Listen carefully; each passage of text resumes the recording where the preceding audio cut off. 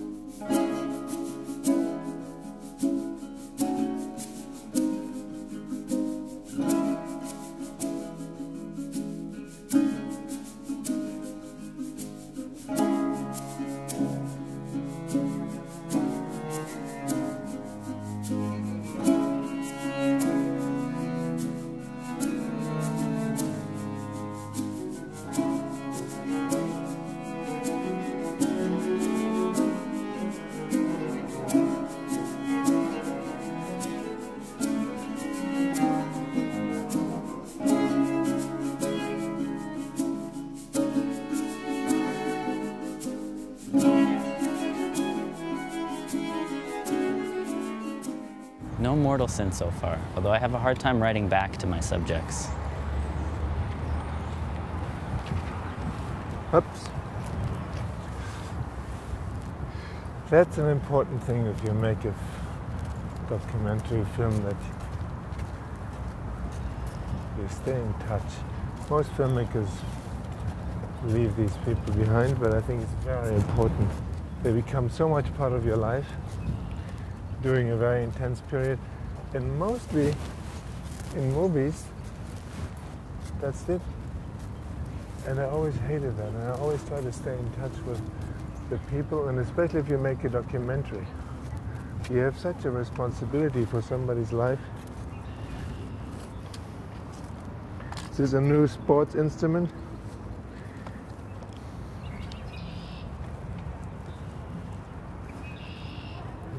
Definitely invested a lot of time into his mustache. I would say an hour a day. King Edward in India. In India. Can you imagine they brought this whole heavy thing here from India? The Indians probably wouldn't get rid of it. Okay, Don't ask me how it ended we up sit? here. Where do we sit? Here? Sure.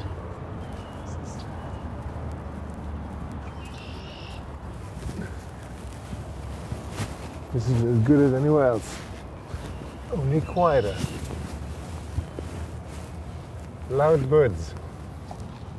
I have this amazing adventure one day in Australia with a bird. I was in Cairns, which is up on the coast, and I was writing a screenplay. I was trying to write it for Until the End of the World, and I found this little motel, very quiet, with single little buildings in a garden, and I rented one of these bungalows, and I was just going to write for 2 weeks. And it was in 1978. Typewriters. There was no computers. I had my little traveling Olivetti, and I typed. I typed furiously, and until I realized in one of the bungalows around me there must be another writer, because somebody else was typing. And somebody very, very efficient, because whoever it was, when I was finished and I was worn out, was still typing. And the next morning when I woke up, I realized there he was again, already up, typing. I was very impressed. I actually felt bad, because I worked hard, but this guy was writing all the time.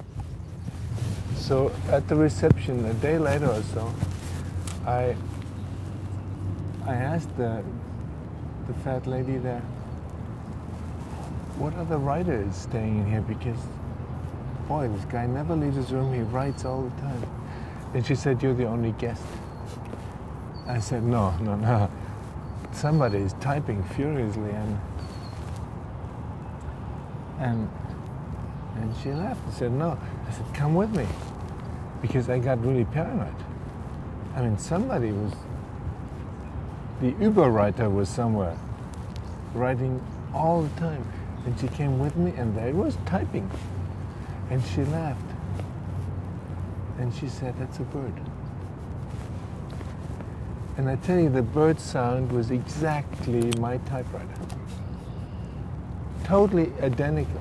It made the pauses. What kind of typewriter was it? It was a manual typewriter. It was, if you hear that bird, you think somebody's typing here. Did you find out the name of the bird? I forgot the name of the bird. Somebody, I was... Funny names. It's not typewriter bird. I was so relieved because I felt under such pressure that somebody was working so much harder than myself. I did write down the name of the bird because I just couldn't believe it. And I never heard that bird again anywhere. It would drive anybody crazy, I tell you. So, what are your questions about critique and disclosure? Yeah, this is a professor of mine who's written a book about social criticism.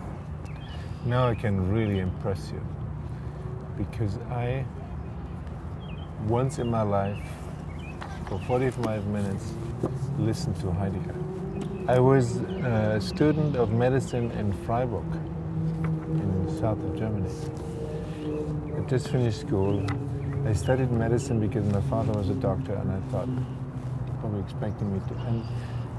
And you know nothing else when you finish school than what your dad does. So I thought I was going to be a doctor.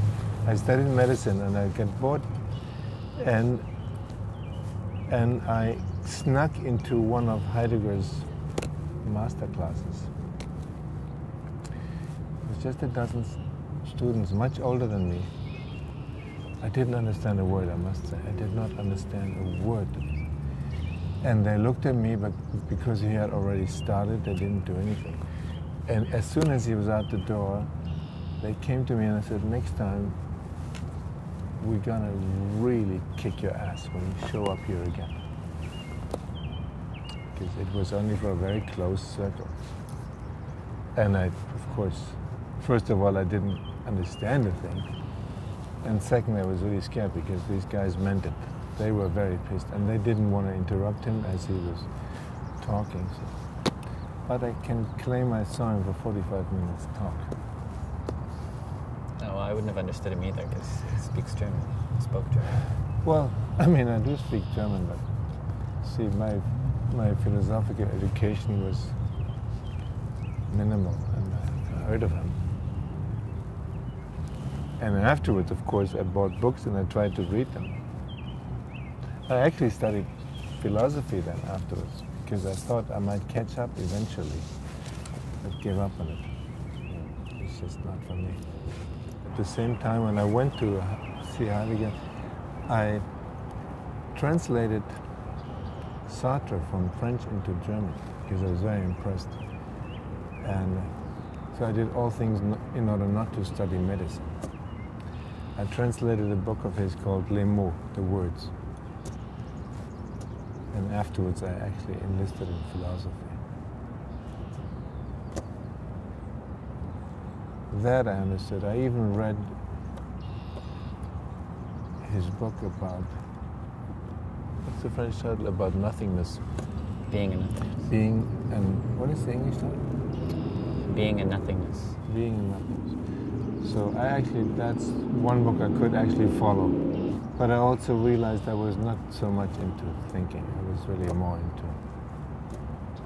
into reflecting things in other ways. I started to paint and take photographs, and I thought there was something in there that was... Is there a subway under us? There's a subway directly under us. Wow.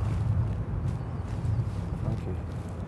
So I realized I was more into other sorts of reflection and intellectual reflection.